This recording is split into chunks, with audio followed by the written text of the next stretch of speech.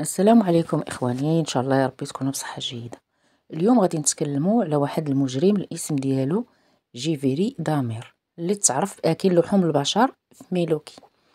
الاسم ديالو الكامل جيفيري ليونيل دامير، ولد في 21 مايو 1960 في ميلوكي بامريكا.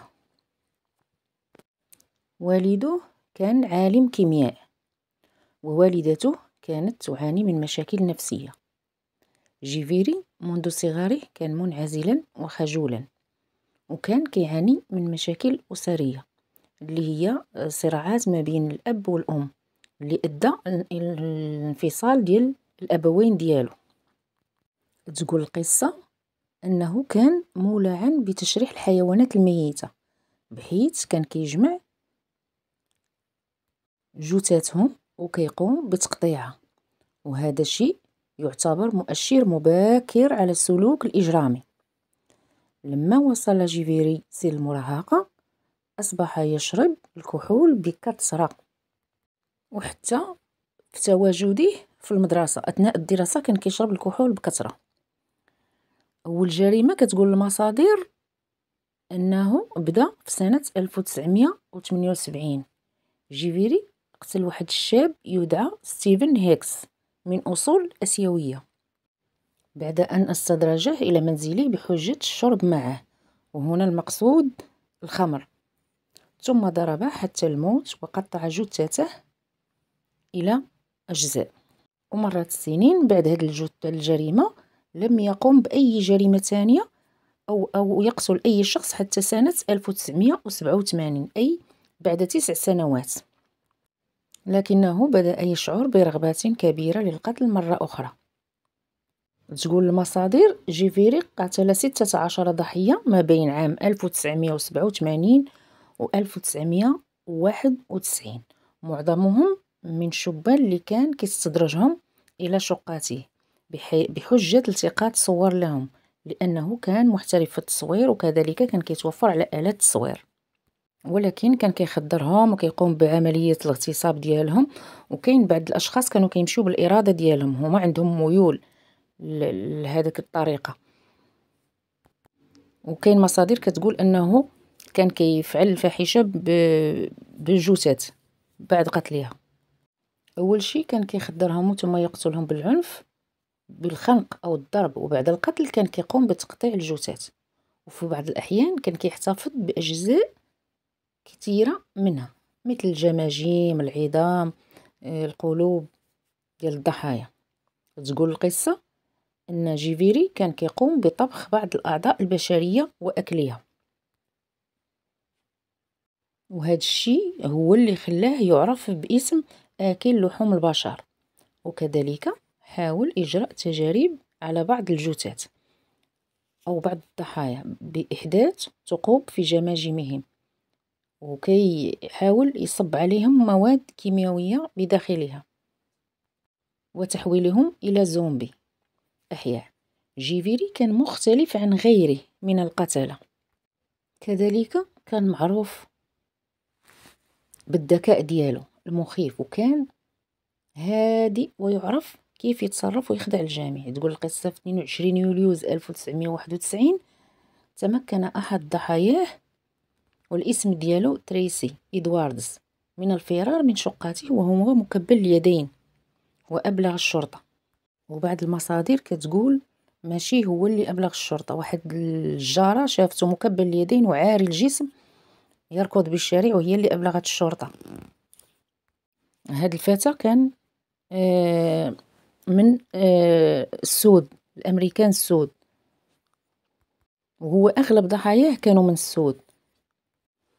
عند دخول الشرطة إلى منزل جيفيري وجدوا صورا مروعة لجثث مقطعة وثلاجة تحتوي على أجزاء بشرية بما في ذلك قلوب وأدمغة، وتم القبض عليه. اعترف بكل جرائمه بتفاصيلها المرعبة، وكان كيحتفظ حتى بالأعضاء التناسلية ديال بعض الشباب داخل الثلاجات. صدم فريق المحققين من ما شافوه، وكانت فيهم صدمة كبيرة بعد استمراره في ارتكاب جرائمه دون القبض عليه رغم شكاوي بعض الجيران من رائحة كريهة قادمة من شقته. تقول القصة في فبراير 1992 حكم عليه بالسجن مدى الحياة 16 مرة، أي ما مجموعه 941 سنة في السجن. وفي 28 نوفمبر 1994 تعرض للضرب حتى الموت داخل السجن على يد سجين آخر يدعى كريستوفر، الذي هاجمه أثناء عملهما في تنظيف الحمامات. أحدثت جرائمه صدمة كبيرة في أمريكا والعالم، وأثارت قضيته جدلا واسعا حول دور الإهمال الأسري والمجتمعي في خلق مثل هؤلاء المجرمين، وكذلك دور الشرطة، الإهمال ديال الشرطة تجاه الأمريكان السود. هذه الجريمة ألهمت عديد المخرجين السينمائيين وكتاب السيناريو والمثقفين وكتاب الأفلام الوثائقية، وتم إنتاج كتب ومسلسلات أو أفلام وثائقية عن هذه الجريمة. دامير جيفيري لم يكن مجرد قاتل متسلسل، بل كان وحشا حقيقيا ارتكب جرائم يصعب تخيلها. المصادر تقول أن والده تزوج بسيدة ثانية، وعندما طرد جيفيري من الجامعة أرغمه والده على الالتحاق بالجيش، وبعد سنتين تم طرده لأنه كان مدمنا على الكحول لدرجة كبيرة. بعد طرده لم يرغب في العيش مع والده، فانتقل للعيش مع جدته، جلس معها 7 سنوات، ومن ثم طلبت منه المغادرة بعد اعتقاله بتهمة التعري في العلن، وما لم تكن تتقبل الشباب اللي كان كيجيو معاه البيت، كانوا الشباب بزاف كيجيو معاه البيت ديالها.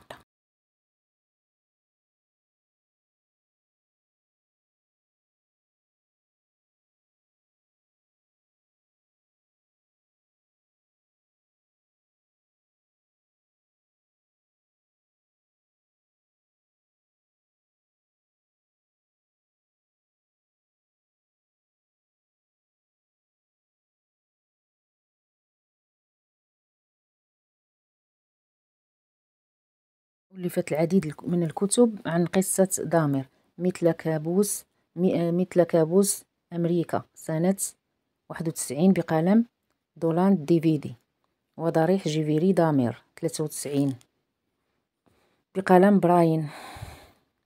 جيفيري بدا نادما في المحكمة وقال: أعتذر من جميع أسر الضحايا، ولو رجع بي الزمن وكان بإمكاني أنني نرجعهم للحياة قبل قتله داخل السجن. في 2017 اللي قتلوا في السجن داروا معاه استجواب في إحدى القنوات الأمريكية، وسولوه وجبدوا معاه الحوار على جيفيري. قال لهم أنا قتلته لأنه كان كيستفزني، كان لما كيحطوا لي من الأكل كان كيصنع لي مجوتات بالأكل، وكان كيستفزه بزاف، وأنه عرفوا أنه قاتل متسلسل، وهادشي اللي خلاه قتله. قضية جيفيري تصنف من أفظع وأغرب الجرائم في الاغتصاب والقتل المتسلسل وآكل لحوم البشر. جميع أنواع الخبث الإجرامي كانت مجموعة فيه. نسأل الله السلامة للجميع، وشكرا لكل من كتابع هذه القناة.